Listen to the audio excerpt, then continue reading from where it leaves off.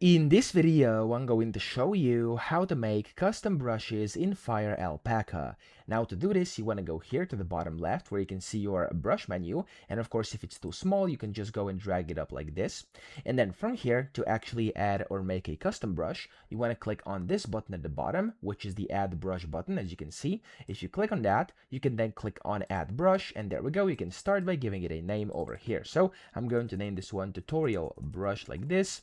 And then you can of course select the type. You can select if you want it to be pen, airbrush, or whatever. I'm going to put this as a airbrush over here. There we go. Then you can select your blend. You have normal, multiply, etc. There's a bunch of different ones. You can customize them if you wanna. I'm gonna put it as the standard normal. Then you can select the width, the default width. I'm going to put it at around, let's do 20. Then you have the minimum width. I'm going to put this at, for example, 60%. And then the opacity, I'm going to put the opacity over at 70, okay? Again, this is fully customizable, completely up to you. Then you can go and select if you want to enable size by pressure or not, and if you want to enable opacity by pressure or not.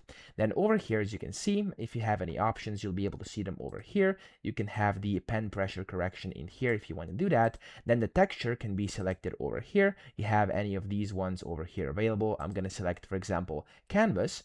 And then over here, you can also select your texture blend as well as your texture effects, etc. And you can go and randomly shift coordinates for each stroke as well if you wanna.